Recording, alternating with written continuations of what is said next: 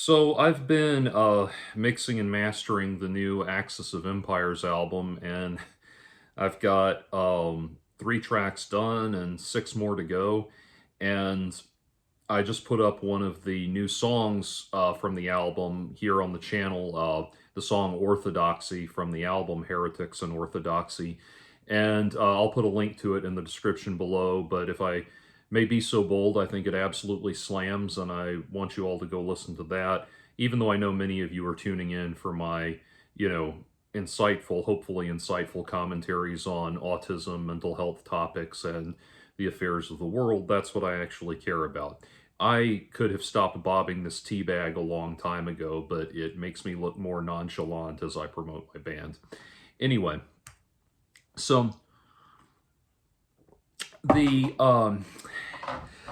thing I want to get into today, I put up a video recently called I Don't Need Autistic Makeover Advice. I do need a comb.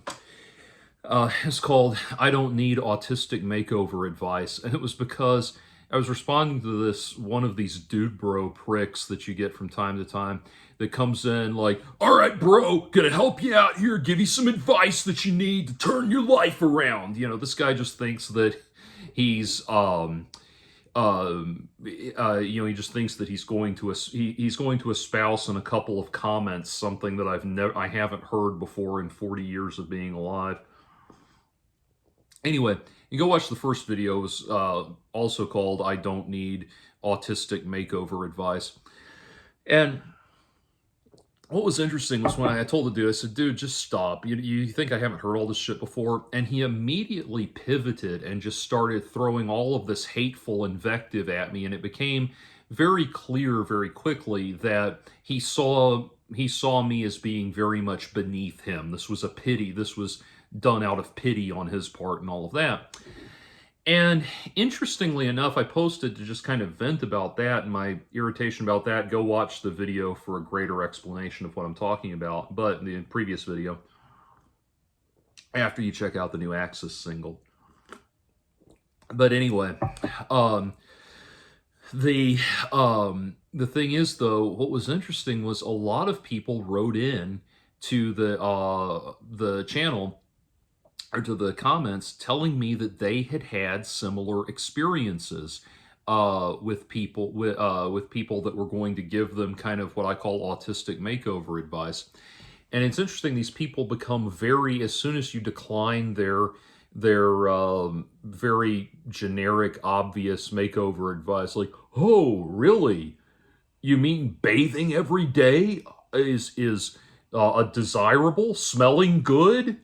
I thought I was supposed to smell bad. Smelling good is advisable. As soon as you tell them you don't need all of this tripe, they blow up at you and become anything but supportive and helpful and all of that. And it's funny. So more than one, I'm not alone in this. Other people have had this very strange experience. And here's the thing. It made me think of an experience I had probably, I want to say like a couple years ago or so at this point. But a girl I went to high school with, now woman, works at a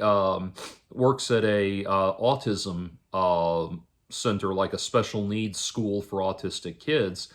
And the website had posted, or their Facebook had posted something that was, I don't remember precisely what was said, but it was something that was incredibly, they thought they were being supportive, and it was actually incredibly derogatory and incredibly insulting. And I commented on that, and I commented in the kindest possible way, or in the most genteel possible manner. But they, this other woman that I didn't know, who also worked at the place, she wrote in, and she said, she wrote back to me, she responded to me and said, I'm sorry that you feel you were insulted. Rest assured that we have, rest assured that we have the best possible, we're dedicated to getting autistic kids the best possible help, or something like that. And I said to her, I said, I do not need you to tell me, or I said, don't apologize to me for how I feel. I don't need you to validate my feelings. I don't feel insulted. I was insulted. This is, and I want to, this for XYZ reasons. This is not helpful. Here's where you're wrong about autism and what you're not helping people with this. And she continued responding to me in this way that was always that putting me down, putting it back on me, patting me on the head, and telling me, invalidating how I felt, very condescending language that invalidated how I felt. And and she was getting very defensive and very belligerent in her tone. And I said, I'm not trying to insult you or make you feel bad. I'm trying to get you to understand that what you're doing is counterproductive. And I feel like you're talking down to me. I would appreciate it if you spoke to me as an equal. Just because I'm on the spectrum does not mean that I'm less than you. Please speak to me as an equal rather than talking down to me with this tone, which I find very condescending for XYZ reasons. And I tried to be as direct and thorough, non-confrontational about that as I could, but just explaining, you're condescending to me. You are, I'm not reaching out so that you can validate my feelings or pat me on the head. I'm telling you that what you're doing is a problem. And I wish I still had the discussion so I could actually read the whole thing to you. But anyway, finally she just writes, "This conversation is over!" ! Blocks me. And I thought about that. I thought that was how interesting that was. Because what it reminded me of, interestingly enough, and I'm going to kind of be playing devil's advocate here because this is a book that I have criticized at length on this channel. It did kind of remind me of White Fragility by Robin DiAngelo. And interestingly enough, it reminded me that experience and these experiences that I'm now tying this back into, these that people are telling me about, my recent experience, that kind of thing.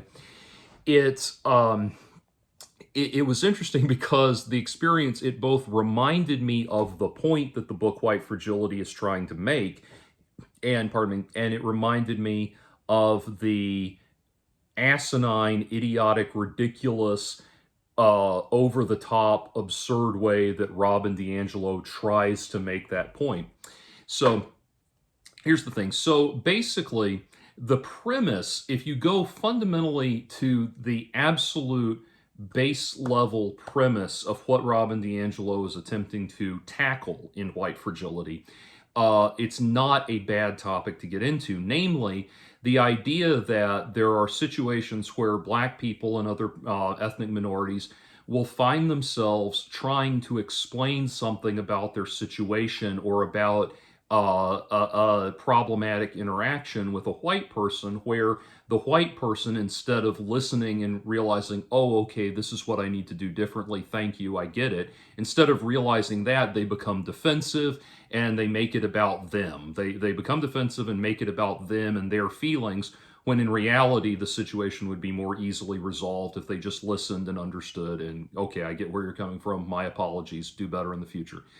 And so I totally understand. I've been in a similar situation there. I totally understand there are probably times where Black people find themselves being like, look, I'm not trying to attack you. I just need you to understand this thing so we can get along. I understand that that would be fatiguing. I understand that that would be aggravating. Now, here's the interesting thing. Robin DiAngelo had the idea to write the book White Fragility because she started some 2 decades, some 20 plus years ago actually, she started working as a diversity coordinator, one of these people that goes around to companies giving presentations on how to interact with each other and how to help people in the workplace of different ethnicities work together and interact with each other, or other other facets of diversity, be it, sexual orientation, gender, all these different things. But how do we get different types of people working together? And what she found was that consistently, when she would give her presentations, the white people involved would get irritated and angry and argumentative and all of that. And this is where a certain lack of self-awareness on Robin DiAngelo's part comes in, where if you are going and then conversely the ethnic minority employees would get irritated at that as well. It's like, look, if you're going in every single one of these presentations you're giving that's supposed to help people work together is resulting in them having more difficulty interacting with each other and more difficulty working together, you might not be doing your job very well. But anyway, so from that experience, she cobbled up White Fragility, and it's become this absurd, over-the-top bestseller. Every at the risk of sounding cynical, basically what happens is every time we have a racially motivated or racially involved tragedy like George Floyd or something like that, another 50 million white people go read White Fragility to like absolve themselves or something. But anyway, so that's what's kept Robin in business. Anyway, the problem is, like I said, it's not that there's necessarily there's the germ of a good idea there. It's just she handles it in this very bizarre way. And in the book White Fragility, she actually, the problem is she does not give the person the opportunity to say, okay, think about this. How are you interacting with this person? Are you creating a problem here? And does it have to do with race? She doesn't give the white reader that opportunity. Instead, she says that, and this is direct quote, if somewhat paraphrasing, she says, instead of asking, did racism occur, ask yourself how racism occurred. And so basically every interaction you're having is always racist and all of that. And it goes to these absurd, bizarre lengths in her, it goes to these absurd, bizarre lengths in the writing where she actually says, she describes how white people think, like literally how all white people think. And she says that this is how, in detail, I'm not exaggerating here. She literally sits there and tells you how all white people think. For example, she says that all white people. She says we to include herself in this, but talks about how all white people think. That, for example, if you are going to a public event or a public gathering when white people are going to a public gathering where they see a group of white people and a group of black people and they don't know which group they're supposed to go to, which group is their group for this event, they all secretly wish that they could go to the white group. They all feel relieved when they find out they can go to the white group. And she says that all white people, if they find out that the principal at their child's school is black, they all secretly wish he was white. And it's like, okay, Robin DiAngelo. Now, here's the thing. Robin DiAngelo makes very clear in the book that if you, as a white person, deny that this is how you think, and she even says that the phrase "I disagree" is an example of this. She says if you deny that this is how you feel, what she's describing is how you as a white person feel, then you're exhibiting white fragility. Any attempt to disagree with her description of how all white people think is a manifestation of white fragility. And literally, at one point, she has a list of examples of phrases that are manifestations of white fragility, and one of them is literally "I disagree." Like any attempt to have a differing of opinion means that you're experiencing white fragility. It's not whether or not you're racist. You're white, therefore you're racist. It's that, in her mind, therefore you're racist. It's that you're having white fragility. You're just not wanting to admit that you're being scared of admitting you're racist. Okay. Well, on a side note, by the way, I just want to say one of the most toxic things she says in the whole book. I've read the book twice, and it just blows my mind when she gets to this. But there's a scenario she described in the book where she was giving one of her presentations, and they had to stop the presentation because a woman who was known to have a woman at the company who was known to have a heart condition had to get up and leave the room because she was having symptoms that indicated she might be having a heart attack. And Robin DiAngelo describes this and then says that interrupting a discussion with feigned medical with feigned medical symptoms is an example of a common derailing tactic that white people will do. It's like, holy gee, what psychopathic hellhole did this woman crawl out of? My God. Anyway, bringing it back to my point, where Robin DiAngelo is going to lecture all of us about what we all think as white people.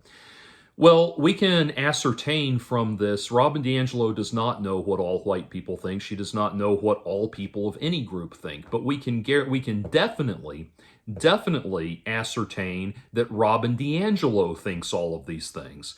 If Robin DiAngelo says that all white people are secretly relieved to be interacting with a group of white people instead of a group of black people, then we can definitely assume accurately that Robin DiAngelo feels relieved to be around white people instead of black people. We can assume with certainty that Robin DiAngelo feels a sense of relief when she finds out that the principal of her child's school is white instead of black. In other words, Robin DiAngelo is a flat out neurotic, over-the-top racist. Robin DiAngelo is racist, and I don't mean this newfangled modern interpretation of, academic interpretation of racism. I mean Robin DiAngelo very clearly, very definitely has a problem with black people. And that is manifested because, again, in the book, she tells us what all white people think, and that has to mean that she thinks all of these things herself, and if she denies it, she's having white fragility by her own admission. I don't think she's ever heard of a Kafka trap. But anyway, she is having white fragility. So we know that Robin DiAngelo has all of these thoughts. So Robin DiAngelo feels incredibly uncomfortable around black people, and so incredibly uncomfortable around black people that she has sought out this career of trying to put other people on edge, of trying to cast her own discomfort off on other people under the guise of helping black people. And I bring all this up, I go into this long side tangent explaining all of that, because as we look at people like the woman at the autism center that I just described, guys like these dude bro advice givers that get all huffy and puffy, as one woman pointed out in the comments section, if he'd been talking to a woman this way, it would have been called mansplaining. And I don't like that expression, but you're right. I mean, that as far as what that term is supposed to mean, I don't like the term mansplaining because it's basically like if you're talking with a woman online and you're arguing about something and you have a difference of opinion, she can just accuse you of mansplaining it as a thought-terminating cliche. But I understand, again, what the term, just like white fragility, I understand what the term is supposed to refer to, and that is vexing. It is off-putting.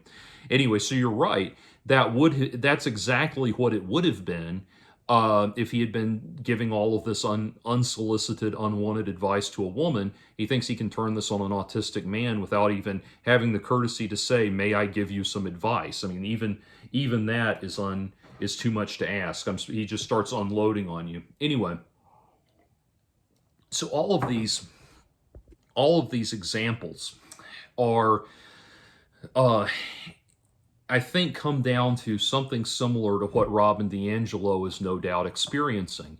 These people have put themselves in a position to help autistic people, but that motivation, that desire to help, is motivated by the fact that they fundamentally look down on us. They don't see us as their equals. They see us as, they see themselves helping autistic people the same way that, volunteers at an animal shelter or something see themselves helping animals. It's like we obviously, well, I don't regard myself as superior to cats, but that's just because I'm a over the top cat lover. In general, though, obviously we regard ourselves as superior to lower animals, and it's that same kind of thing. It's that same attitude. It's like, how could you say I have a problem with, it's like it's kind of like if a person is treating their if I don't want to keep going on the animal metaphor because that's going to start sounding demeaning, but it really is that thing of like, that woman that I was dealing with at the autism center. It's like, how dare you suggest that there's something wrong with how I am conducting myself? I've devoted all of my time in my life to helping autistic people, and it's like, be that as it may, it's still worth you looking in yourself and figuring out why you have this perspective. That's true of that situation with that woman. And it's true of the situation with these guys that think they're going to offer this dude bro makeover advice to autistic people. It's like, it's this fun, just as I'm building on this, just recently I did a video talking about the reality show Love on the Spectrum. A lot of autistic people have taken issue with this show because it portrays us as being these kind of pathetic losers that we can look at and that everybody can look at and say, "Oh, isn't that sweet?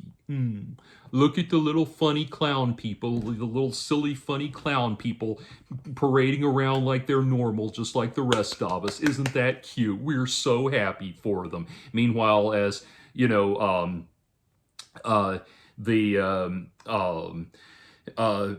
as the dates are proceeding on Love on the Spectrum, they're playing like all of this, they're playing sound effects in the background and condescending nursery rhyme music, jingly nursery rhyme music and everything to put us down as much, put everybody down and make sure that the viewer knows that they're looking at people that are on a lower echelon and that kind of thing. And that's something that really needs to be considered and really needs to be thought about. If you're going, it's just like going back to Love on the Spectrum. It's just like that fundamental question: did Love on the Spectrum make you want to date an autistic person? No, and it's not supposed to. It's supposed to make you look at autistic people and think, there but for the grace of God go I. And so, so that's what we really need to start thinking about, and I think it's worthwhile thing for autistic people to consider. If someone is wanting to help you, you need to think about the motivations of that person, and that's for qualified and unqualified people. It's kind of like, I'll even gate check myself on this. I recently did a video series called Autistic Men Should Stay Single. I want to follow up on that series at some point because I have some new thoughts to add. And what I realized, as a number of people pointed out correctly, even though I made some valid points about relationships and the difficulties that autistic people will face, especially men will face in relationships, nevertheless, nevertheless, it was still, all of that was still motivated by my own personal pain, my own personal disillusionment. Not every autistic man is single at 40 and depressed because he feels like giving up on life. They're not all at the same place that I am. So even though they need those realistic expectations and of what to expect in a relationship and all of that, even though they need that, they need to also take, I need to also take into account that they're not where I am, that I could be feeding them my neuroses and that kind of thing. So this is all very important stuff to consider. I really do appreciate that that video I did got such a positive response. I was not doing it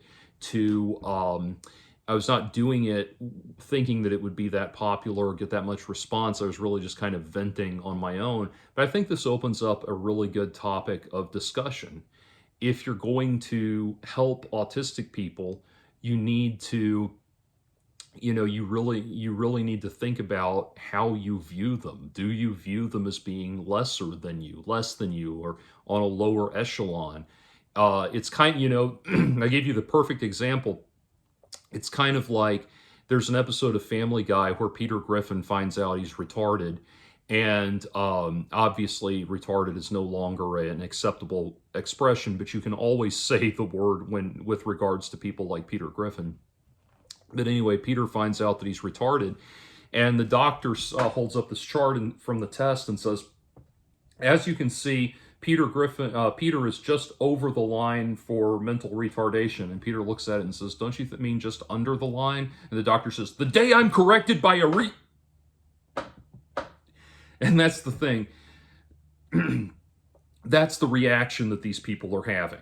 You know, and you have to remember, it was not that long ago that autism, before we had the much broader understanding of it that we do now, back when autism was only known by the more extreme cases where you had, nonverbal kids and that sort of thing. Back then, it was understood, and it has been understood for a long time, as a form of mental retardation.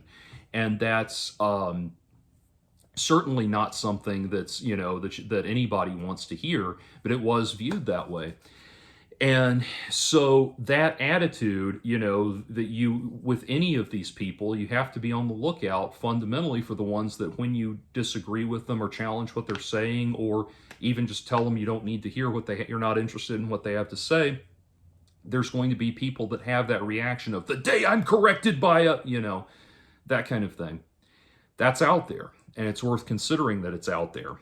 Anyway, so yeah. That was my point, and I might do I actually have I might do a follow-up on Love on the Spectrum at some point, because I actually have some interesting observations about some of the people that were on that show, especially some standouts like Steve Spitz and Danny Bowman and stuff like that. But anyway, all of that worth considering. Peace. Take care. Listen to the new Axis single.